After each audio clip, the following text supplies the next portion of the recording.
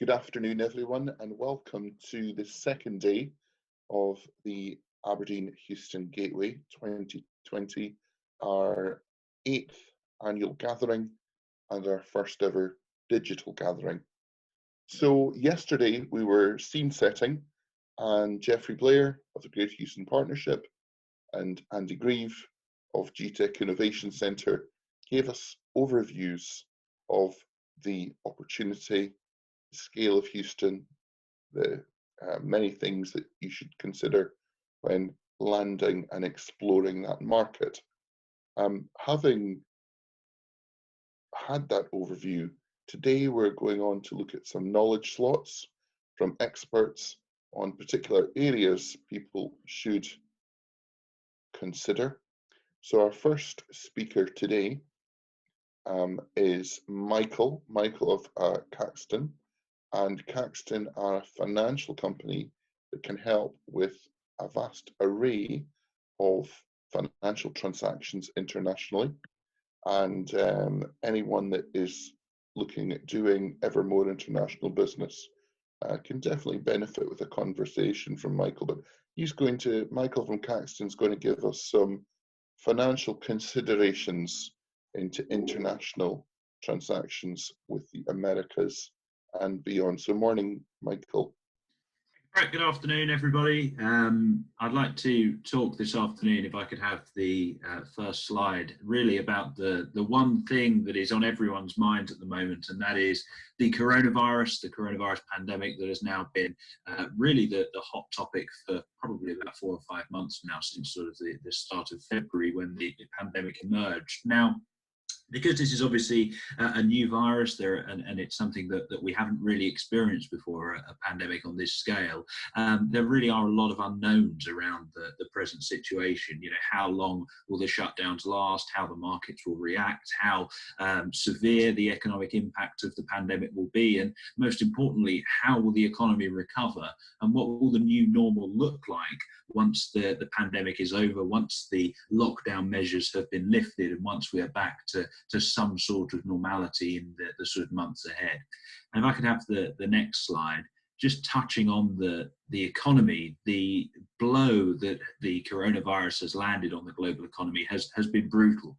The chart on the left shows the US labour market and how that has performed. The green bar shows that since January of 2010, in around about 10 years, the labour market added 22 million jobs. They were all wiped out in the space of 4 weeks by the coronavirus, by the shutdowns, by companies laying off staff as they try and hunker down and get through the pandemic and get through to the other side. But really, an unprecedented scale of destruction of jobs in the US, and that's being mirrored in every other global economy. And then the chart on the right, you can see these PMI indices. These are useful leading economic indicators, and you really don't need to be an economist to know that when those fall to record lows, it's almost as if someone has turned off a light switch and switched off the entire global economy overnight. Now, this raises questions over what comes next, and if I could have the next slide, there are a number of different scenarios over what comes next, and really it all depends on, firstly, how the lockdown measures are lifted, whether they're done quickly, whether they're done gradually. Secondly, how sustainable the lifting of any lockdown measures is. So do the lockdown measures being lifted result in a second wave and we're back to square one?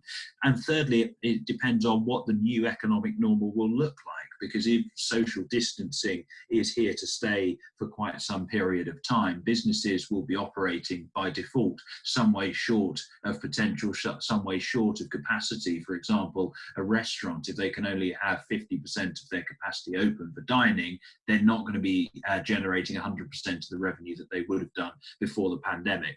So there's 3 scenarios there for what may happen to the economy. A V-shaped scenario is where things would sort of snap back to how they were before the pandemic in pretty short order. That's actually looking pretty unlikely now. It's more likely that we have some longer term scarring, some longer term economic effects as a result of the pandemic. And as a result of that, a U-shaped scenario where we have several quarters of contraction, followed by a very, very slow return to more trend growth levels. That is a much more likely outcome. And the worst possible case will be an L-shaped scenario, which would perhaps happen if we ended up with a second wave of infection, or perhaps happen if some of the stimulus measures that have been brought in aren't quite as effective. That is essentially a depression, where there is a sudden fall in economic output and then a prolonged period of stagnation. And that really is the worst case scenario for the economy. So obviously there's a lot of unknowns out there in terms of the economic outlook. And if I could have the next slide, this is why I think if you are considering doing any transactions overseas or any business across borders, it is very, very important to be speaking to an expert, to be speaking with someone who is experienced in doing this sort of thing and who can guide you through all the uncertainties that are out there. Now, no one can obviously predict exactly where the market is going to go or exactly what is going to happen with the global economy, but really it's all about giving yourself the best chance of predicting where things are going to go. And that is why you should be dealing with someone who is firstly fully authorized and regulated, that must be a given, and secondly, who is experienced in operating cross-border and who can guide you through the rather uncertain waters that we're currently in. Now, Caxton offer a range of different things to help you in this situation. And if I could have the next slide, there are a number of different products that we offer, including a fully online service and also some more comprehensive risk management strategies where we can actually put in place certain products and certain strategies to try and mitigate your risk in the market and to ensure that you're getting the best possible exchange rate at the time. But we also offer a whole suite of guidance and of advice as well. And if I could have the final slide. The market insight that we offer now, this is something that is really key at the moment, given that we're in such uncertain times. It is really key to make sure that you have as much information as you possibly can on what's going on. And this is where speaking to someone with experience and using, for example, our market analysis service can really give you a bit of an edge and give you an idea of really what is likely to happen in the coming weeks and months. And as I said, those hedging solutions as well, which allow you to really try and protect your bottom line from any foreign exchange volatility that may occur and that will occur in the weeks and months ahead. So I hope you found that short presentation useful this afternoon. My contact details will be up on the screen now. So if you do have any questions afterwards, please feel free to get in touch, and I'll be more than happy to have a discussion with you to see how we can help. Very well timed. Thank you very much. And yeah, we've got a couple of questions, so we'll come back to them at the end, but that's great that people have popped them in there so that they remember. And I'll let Brett move on to introduce Gil. Thank you, Stacey. I would like to interview Gil Staley, who is Chief Executive Officer of one of the most wonderful places on the planet, and that is the Woodlands. And he heads up the Woodlands Area Economic Development Partnership. I personally have a lot of experience of the Woodlands. My sister and brother-in-law lived there for many years, and I have spent many a wonderful business and personal day in the Woodlands. So I absolutely would promote the Woodlands as a destination that everyone should at least explore and consider to visit, and to understand the huge amount of business opportunity that is in that bit of Houston. So without further ado, I'll let the man that's best placed to do that explain a little bit more. Gil, over to you. Thank you very much, Brett. Let me get my presentation. Here we go.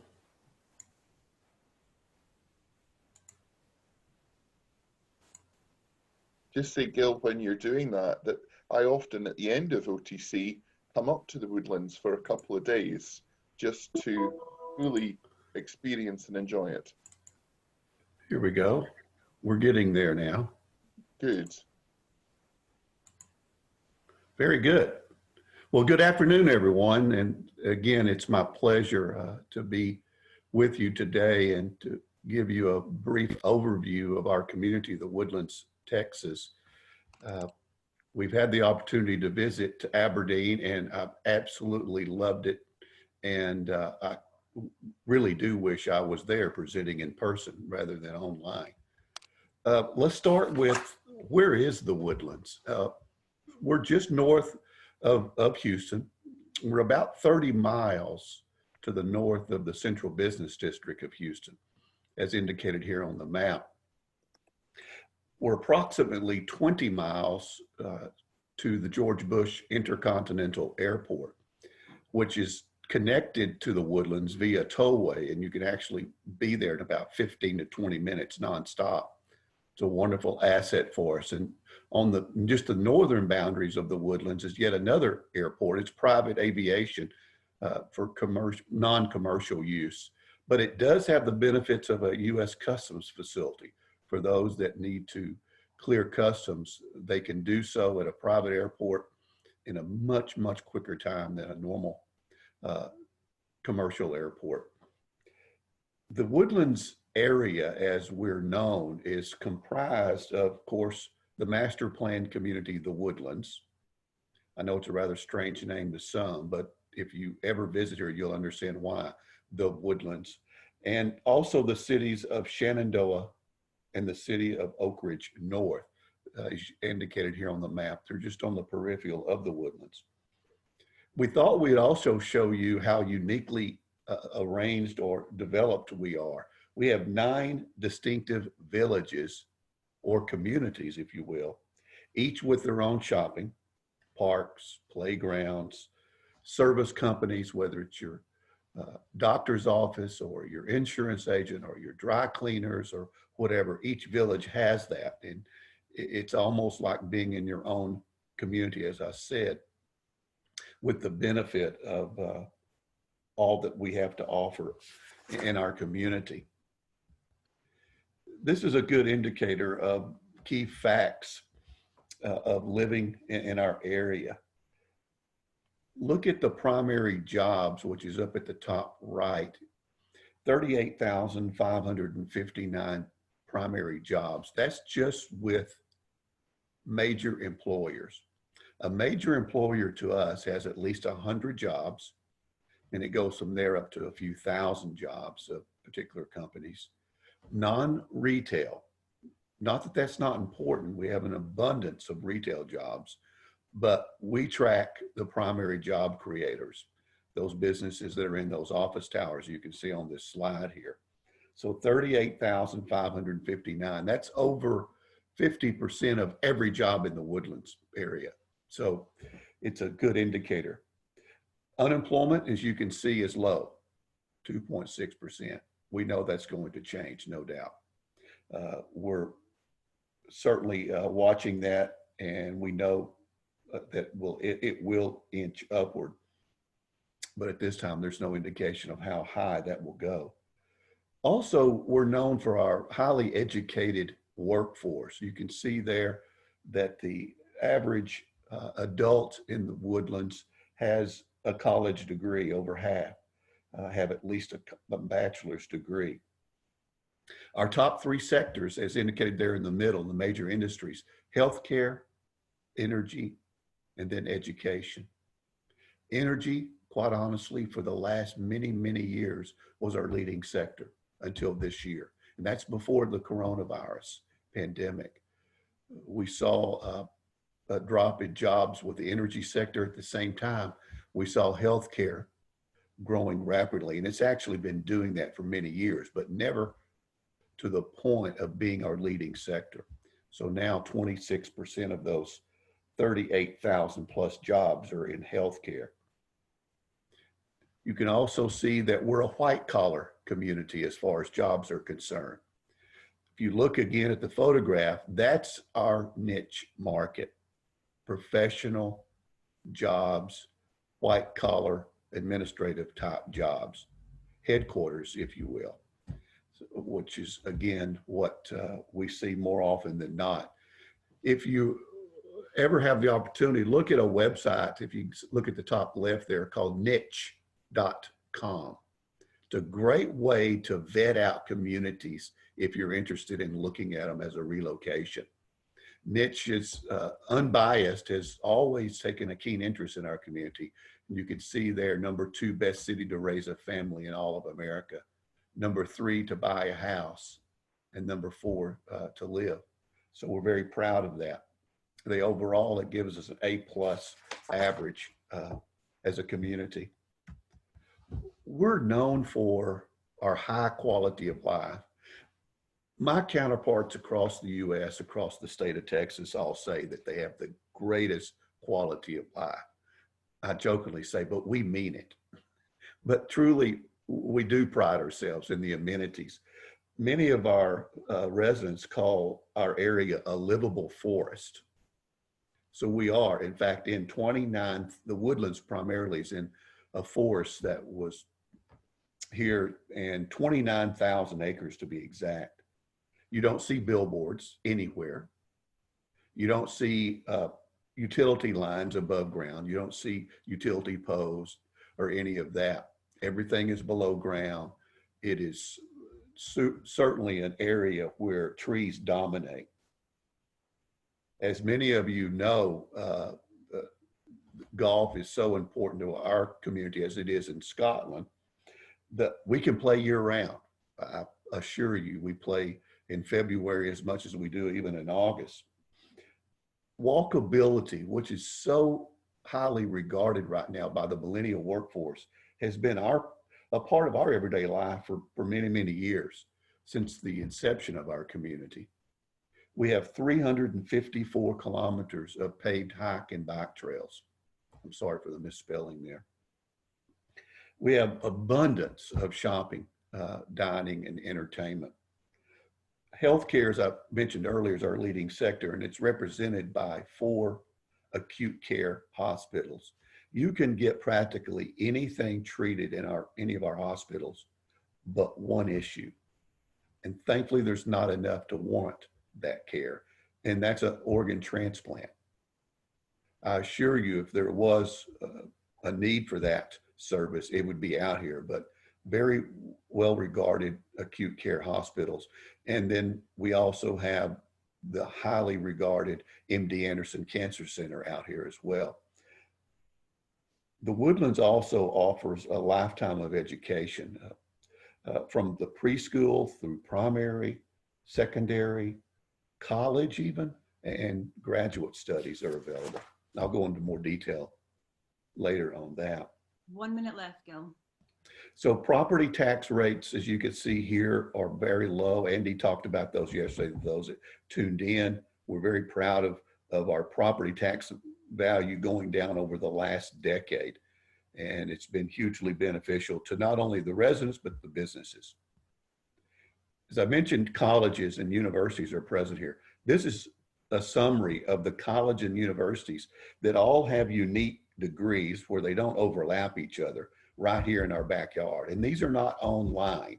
These are class work studies just in our community. Here's a list of our major employers represented by a number of industries in energy, education, healthcare, professional service, and even chemical there on number 10. So this is, again, a sampling of who's in our community. Here's the sectors that are represented with those major employers. There's 80 of those employers, again, the 38,000 plus jobs. And you can see the breakdown all the way down to life sciences are represented. So I know, again, that we appreciate your attention to an online presentation. It's not quite the same as being face-to-face, but please let us know if we can be of any assistance to any of you. And here's our contact information. Certainly follow us on any of the social media applications that we participate in. Facebook, LinkedIn, Twitter, we're there. We're easily found. Thank you for your attention. And again, thank you for allowing us to be here today. Thank you very much, Gil. While I move on to the next speaker, I'll let Brett introduce Alistair, please. Thank you, Stacey. It's my pleasure to introduce my good Scottish friend that now lives and resides in California. And I think it's very impressive that an Invernessian who worked in Aberdeen for many years is now advising the US government on blockchain and associated currencies. So Alistair has a very interesting business with Zion, which he's going to share a bit more with us about just now. Alistair, as they say, the floor is yours. All right, well, thank you very much then, Brett. Appreciate that. It's a sunny day out here, well, it's not even sunny day, it's becoming a sunny day in California today, so you can't really complain. Just hope everyone's safe out there. But yeah, before I kick off, a great job with Brett organising the event. You know, it's not been easy with the COVID-19 lockdown, and I think this type of digital events is the future. So it's great that Brett's taking the lead and showing us what to do. So just to kick off, this is Zion Coin. If we could just move on to our next slide, please, Stacey.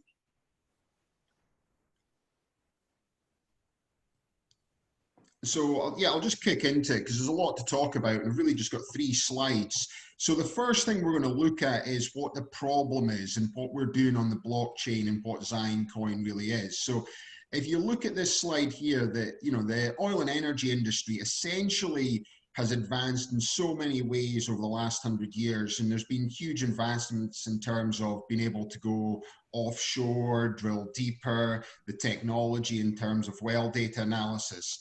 But essentially the way we actually acquire, hold and transfer interests in projects haven't changed for the last 100 years.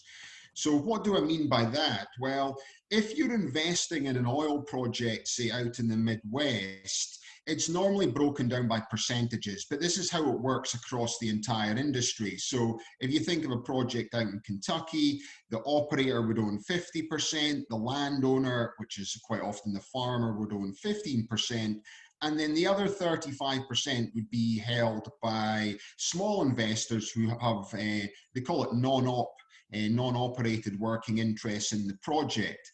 And as they produce oil, so if you own 1% of this project and they sell oil to the refinery, at the end of the month, you'll get 1% of the profits of the project. But really, the way these interests have been developed and held haven't actually changed for the last 100 years. So what will happen is you'll own essentially a percentage of this project. You've got it for the lifetime of the project itself, which could go to 15 or 20 years. But ultimately, there's problems in terms of your ability to actually sell this asset. What's the value of the asset?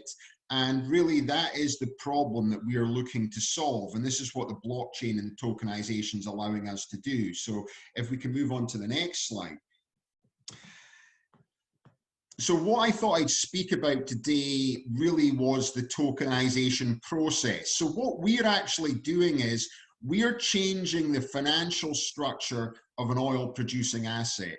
So when we talk about tokenizing oil, we're not actually tokenizing the commodity, we're changing the financial structure. So what we're actually doing is changing the financial structure into tokens.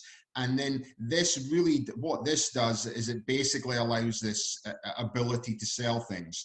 So if we look at our model, so this is actually our financial model that we've done.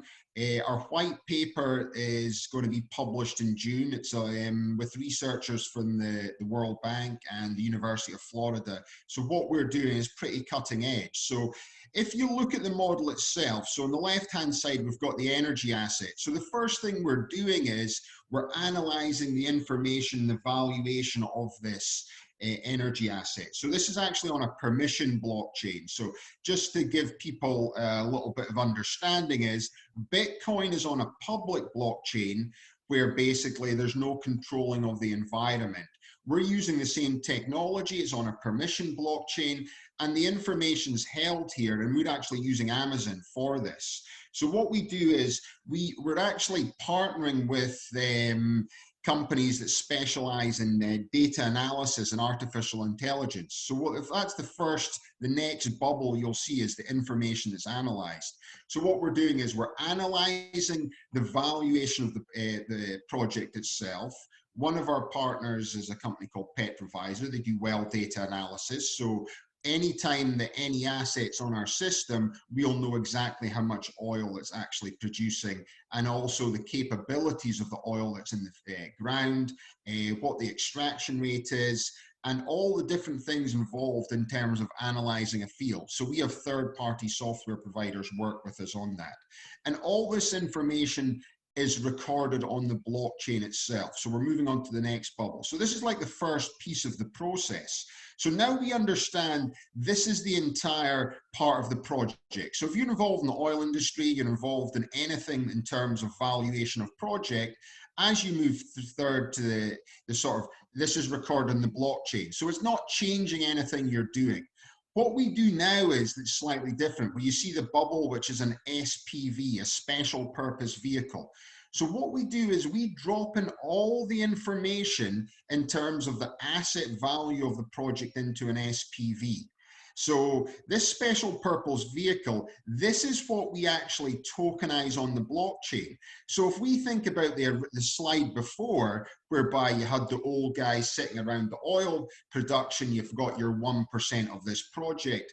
What we're doing now is we're dropping all this information in SPV, and it's the SPV that is tokenized. So what we're doing at this point is we're changing the financial structure. So essentially what's happening is, rather than owning 1% of the project, you might own 10,000 Titan tokens. Now, Titan Pipeline's a company we're working with. So it's this is what's tokenized. So what we're doing now is we're changing this percentage interest into tokens. So this is the key part of the development. Now, what happens next? Well, the next bit is, this equity interest is now being tokenized on the blockchain, and then you'll actually start to see other bubbles that pop up from here. So this person's going to be sitting on 10,000 tokens. So the biggest problem in the previous or older model is if you've got 1% of the project and the project goes for 25 years or 20 years, which quite often oil projects do, especially if they do workovers and they drill deeper, it's how do you sell this percentage? Well, right now it's very, very difficult. The only way you can sell it is really if the operator moves the project on and someone else takes it over. But under our model, we're actually developing a platform. It's in beta testing. And what this platform is going to allow you to do is to sell your tokens. So this is where we're creating liquidity. So we're changing this 1% working interest into tokens. And by working with companies that specialize in the data analysis and artificial intelligence, essentially we'll keep the valuation of these assets through the life cycle of project. So we'll be creating value all the way through in terms of how much oil's been extracted, how much oil can be extracted going forward, the valuation of this, and essentially creating a value for these tokens themselves. And this is where the liquidity comes in. And then the final bubble there is this SEC regulated ATS. So everything we're doing are SEC regulated security tokens. So in a way, it's sort of like the opposite of Bitcoin, which is unregulated. Now with government control, what we're doing is highly regulated and within government control. And essentially it's following the same model. So if anybody wants a copy of our white paper, it's already been accepted in financial journals, but I'm happy to send out PDF versions that will be published in early June, and it should be in multiple financial journals going forward. But really, this is a synopsis of all the work we've been doing for essentially the last 2 years in developing this model. And really, if we can move on to the next slide, Stacey. This is really what Zion Coin represents. So, a lot of people don't really understand what we're doing because they don't understand Bitcoin. But you've got to think about it in this sort of, Bitcoin is essentially a technology that's come along and it's operating on the blockchain. So what Bitcoin is able to do is it can transfer money from A to B anywhere in the world instantaneously. But because there's a finite amount of Bitcoins, it moved from basically being a transaction on this blockchain to becoming a commodity. The thing that most people don't understand about Bitcoin is it's not actually backed against any sort of asset. So if you think of Zion Coin as a sort of asset-backed cryptocurrency, or asset-backed, technically as an asset-backed security token. So this is, but we're using the same technology. So if you look at what's actually in Zion Coin, we'll think of it more like a fund of energy assets. So I've just highlighted some of the acquisitions that we're doing with Zion Coin itself. So, you know, the first one, we've got a 2% non-operated working interest in a crude oil project in Texas. The next one, we've got an acquisition of mineral rights, again, of non-producing minerals in Texas. The third one, we're looking at an overriding royalty interest. So people involved in the oil industry, and then there's other projects that go down there, but people who are involved in the oil industry and they've been buying and selling interests before will know what actually these interests are.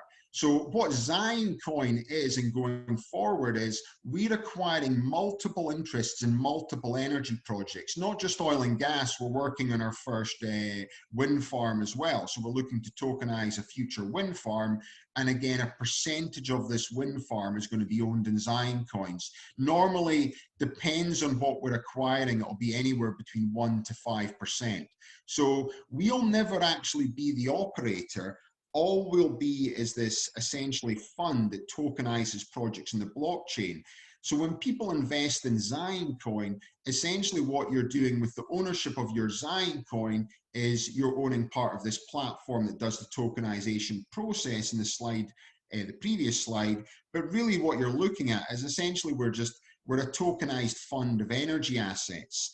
And really with the crash of the oil industry based off the back of coronavirus and, you know, this ability for us not to acquire the same amount of oil, it's actually essentially helped us with Zion Coin because the oil price has gone so low that we are now starting to do multiple acquisitions in the coin themselves.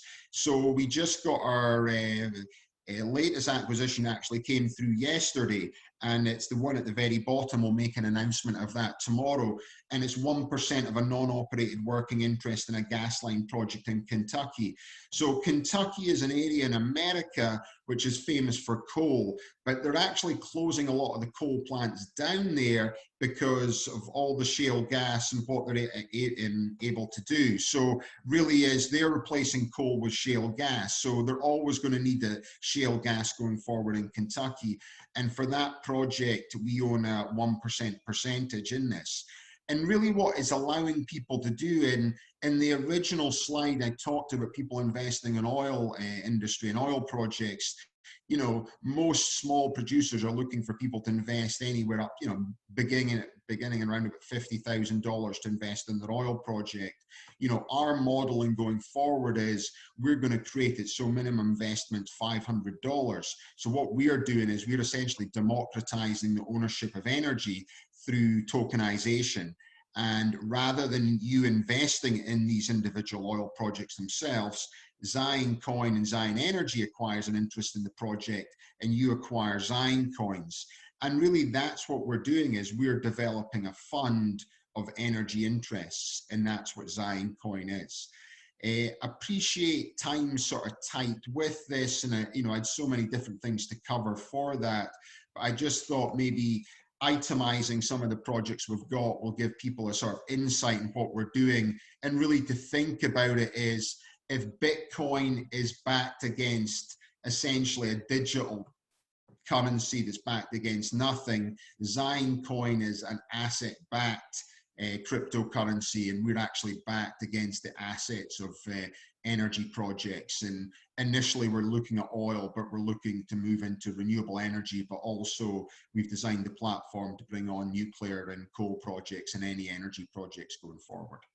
So happy to take additional questions in the end, and that's just an overview of our project, Brett. Thanks for that, Alistair. And I can see a time that we do a webinar just on this topic alone. So that could be a future opportunity. But thank you for jetting in from California this afternoon. Right, that's great. Thanks, Brett. Okay, so Stacey, I'd like to introduce our final speaker today. And without further ado, I'd like to introduce my good friend all the way from Banff in Aberdeenshire, who has been staying in Houston many years now, Lorna Ramsay. The floor is yours.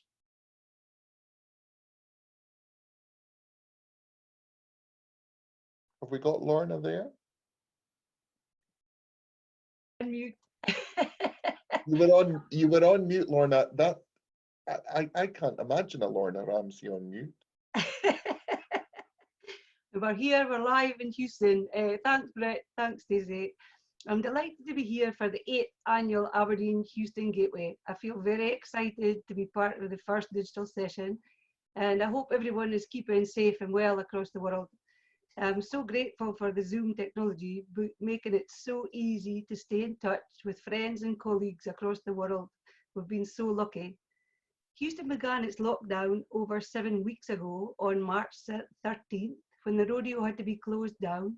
But by the end of last week, we saw Houston opening back up with restaurants and shops. And at the end of this week, the hairdressers, nail salons, etc. were going to be able to open up with restricted numbers. So it's good to see things starting back up. It's a very uncertain time with the oil and gas price being so low. We see lots of unemployment. People are worried about losing their jobs. Schools are all closed. People working from home, and no one is traveling. Thankfully, as a realtor, we were seen as essential employees, so we have been able to continue to work, allowing the house sales and leasing market in Houston to continue to move forward.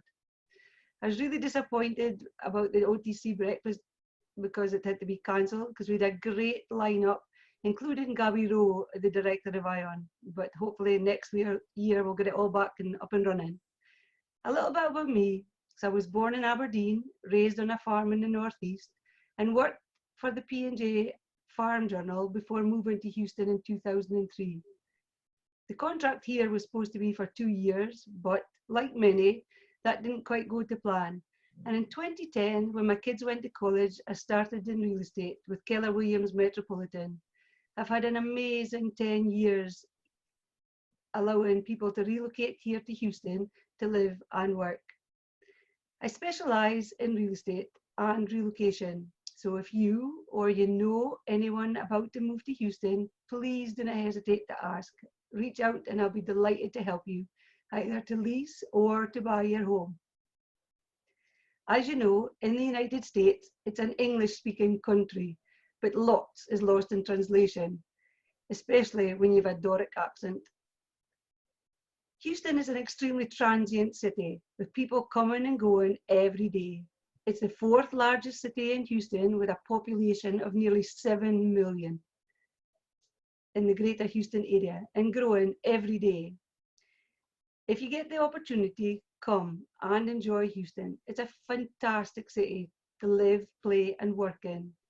Known for its great social and international cultures with tons of opportunity, diversity, affordable homes, great shopping, world-class education in both private and local schools, the rodeo, amazing sports, concerts, outstanding food, warm weather, and customer service. I've helped hundreds of families over the past 10 years to move and settle quickly into Houston life using my own personal 17 years of expat experience. Where you live in Houston and getting the right home to meet your family's needs is really important. The location will depend on whether you want to buy or lease, your office location, which school, if any, your children will attend, your budget, do you want a pool or no pool, but always try and make the commute to work as little as possible, as Houston traffic can be a nightmare. We're about to show a video that shows some of the Houston homes that I've sold recently. They show the most popular areas where expats live, showing zip codes, which is equal to your Aberdeen postcode. And searching for a home in Houston is really easy, as they're all in one place. What you need to do is log on to har.com. This is the Houston's best website, kept up to date every day by local Houston realtors. And today, when I checked, there's almost 205,000 listings for sale and lease. This video will give you an idea of cost, location, and design in different areas of Houston. Please do not hesitate to reach out and ask me for more information and my brochure to show you the steps to take while buying and leasing your Houston home. My second hat, in 2017, I became the president of the Houston Grampian Association. This is a wonderful organization running on both sides of the pond. Aberdeen was Houston's 5th sister city, and today there are 18. This year, we celebrate 41 years of Houston Grampian and 26 years of Houston Baptist and Robert Gordon University Nurse Exchange. Unfortunately, with the coronavirus, Houston nurses have not been able to travel to Aberdeen for their visit in May. Hopefully, it might be done later in the year, and if not, we just have to wait till next year. The video shows some pictures of the Houston events, including OTC breakfast, Thanksgiving parade, Queen's tea, the Sister Cities Conference, and Nurse Exchange, and I hope you enjoy it. Stacey, please play the video.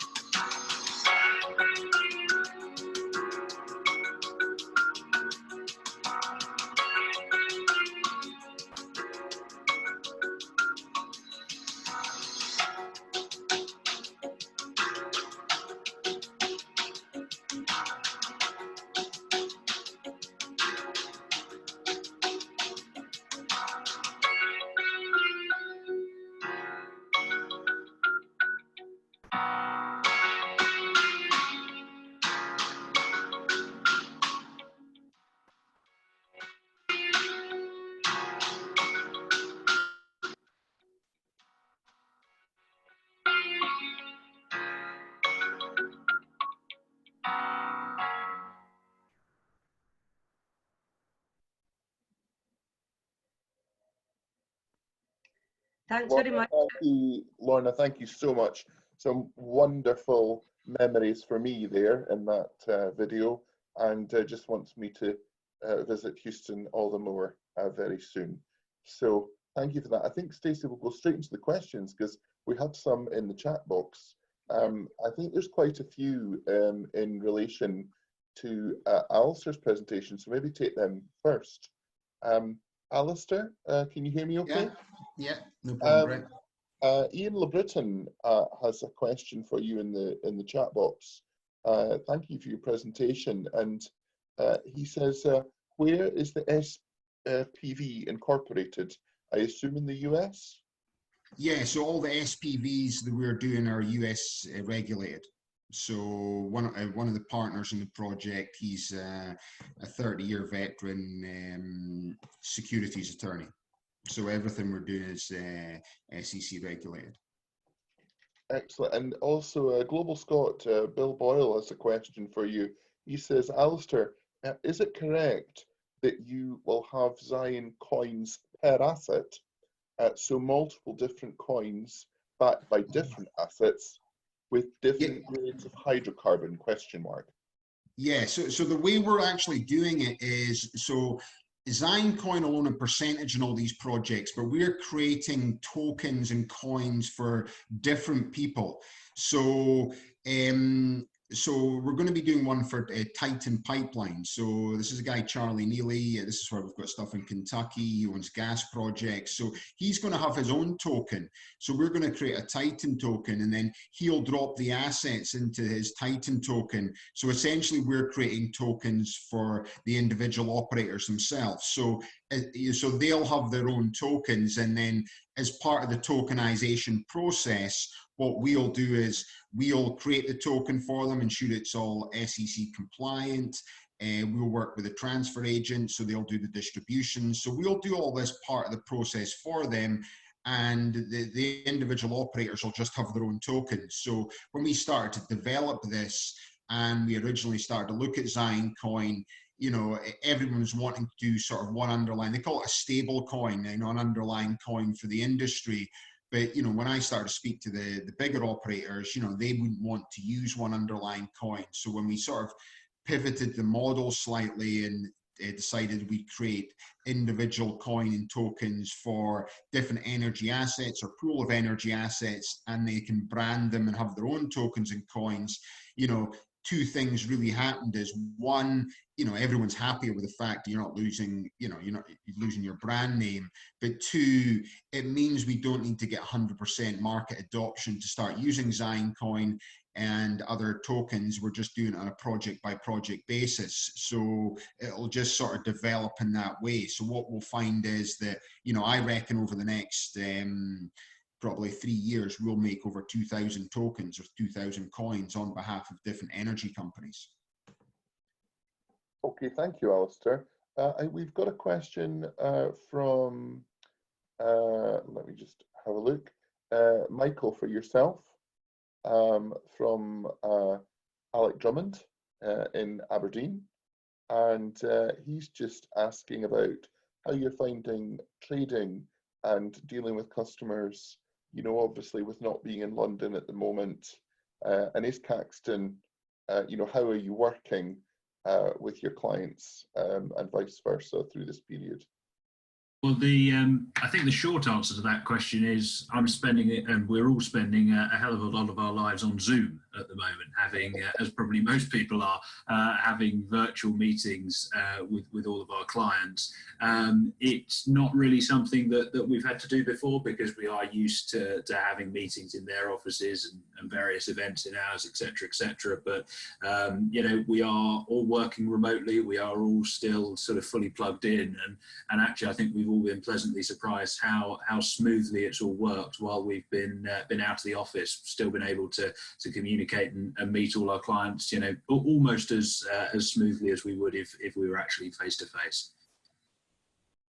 Thanks, Michael. And we have a comment and a bit of a question as well from Justin Hoffman.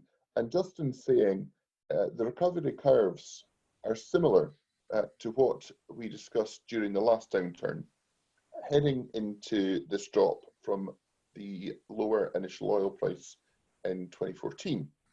How do we see the recent oil price increase, combined with storage capacity dwindling, impacting the industry? Michael, this was a question I actually was thinking of asking you when I was out walking, and we've seen huge volatile swings in the last 2 weeks in particular, particularly looking at the Houston side of the pond, where we've seen prices between, obviously, minus for the first ever time all the way from minus 37 to,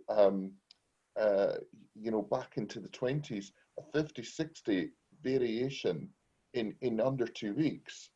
Brent is trading particularly encouraging back in the 30s, where it was only in the teens. How meaningful are these numbers, Michael? I guess some of them, obviously, some of the system just couldn't cope around what was happening a couple of weeks ago, but it's good to at least see things trending in the right direction, surely. Yeah, I think my reading of it is you're seeing stabilisation, which is definitely a positive sign. What I would put it down to is more hope than expectation that demand is going to pick up relatively soon, and you're actually seeing sort of across asset classes more optimism coming in as economies start to open up. I would caution though against sort of betting on the rally too much, in the fact that, well, firstly, as Justin says in the question, storage capacity is dwindling incredibly quickly. I think every sort of nook and cranny that can be used as storage is being used as storage. The second point is that demand is not immediately going to snap back to where we were at the end of last year or the beginning of this year. It's going to be a very, very gradual process as economies begin to reopen. And of course, one of the major drivers of demand for oil is obviously travel. And I think a return to something like normal air travel is a hell of a long way off at the moment. So that's another point. And I think thirdly, the other thing to bear in mind is the fact that obviously we went negative. I think that was partly down to the storage issue, but it was partly down to people not sort of rolling their contracts out of the May contracts into the June contract quite quick enough, which is one of the reasons why we went negative. But in summary, I'd say it's definitely pleasing to see signs of stabilisation, but I'm certainly not overly bullish on the prospects for crude, at least over the sort of near term, because of those three factors I just mentioned. Yes, that 37 to sort of the extreme low back into a swing back into positive was partly to do with that moving from selling May to selling June, really, wasn't it? It was, yeah. What you ended up with was a situation where, as the May contract was coming up to expiry, people were just desperate to get out of that position, because obviously they couldn't take physical delivery of the crude because there is no storage. So that was one of the big factors. You also had quite a large ETF, exchange traded fund, the USO ETF, that was rolling a lot of positions at the time as well. And obviously anyone rolling such a significant number of contracts in this environment is going to cause pretty significant movement in the price. And actually that's one of the reasons why, and I suppose we should never say never in this environment, but that's perhaps one of the reasons why Brent has been a little bit more stable, because the futures contracts that are traded are cash settled rather than being physically settled. So some of the storage issues that we've seen affecting WTI perhaps don't have quite as significant effect on Brent. I was going to say, also in the US, there's so many companies filed Chapter 11, small oil companies, in the last since it crashed. Because you think about the US market is that even at the price of oil they've got right now, you know, they can't make money off it. The smaller basins, like Illinois Basin, you know, everyone's just basically capped their oil. They're not selling oil anymore.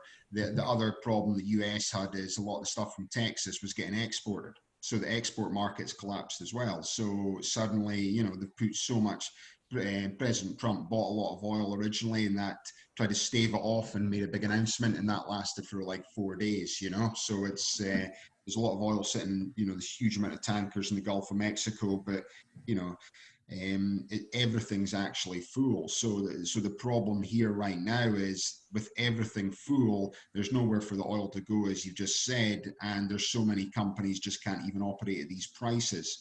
So, you know, I don't think it's going to be a quick upturn with what's happening right now. You know, obviously, as we start using more oil through transportation, it'll increase, but the export market in the US has just absolutely been hammered as well. And that's a problem for WTI going forward, you know, because, you know, who's buying oil abroad where they were buying it from before, you know? Thanks. Actually, Michael. I think I was just going to say, I'm conscious of time, and we have gone a few minutes over. there is some questions in the comment box in relation to, from Lorna, that she would like some feedback on the idea of moving the annual Grampian-Houston breakfast from Saturday to Wednesday. So I'd appreciate if people could give their thoughts on that. Sorry, Michael, I think you were just about to say something there. I was just going to say very briefly, Alistair touched on the bankruptcies that we're seeing, and actually a concern of mine is that these bankruptcies in the shale sector particularly, what impact does that have on the banks, who are obviously, shale companies are rather heavily indebted, shall we say, and do we have quite a significant default risk spreading into the banking sector perhaps in the more medium term? Is there any questions before we go remaining that are burning from any of our participants to any of today's speakers?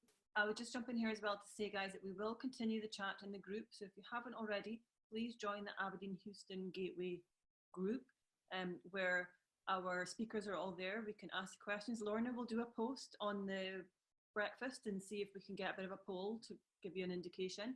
And if anybody else has anything else that they want to share in there, please let us know. So we would like to thank everyone on this webinar and helping us make the Aberdeen-Houston Gateway go ahead. And again, we'd just like to flag that we are delighted to be running this year's Aberdeen-Norway Gateway the week where ONS would have been, which would have been a week commencing the 31st of August. So we'll be early September, Wednesday the 2nd of September, to have a similar focus on the relationship between Aberdeen and Norway, and I'm sure some of you will be interested in that. And if any of you would like to discuss that with me or be involved, please feel free to contact me. So thank you again, Stacey, for helping us run things smoothly today.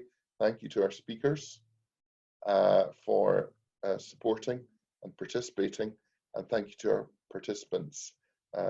We really appreciate all of your attending and support. Thank you. Okay, thanks, Brian.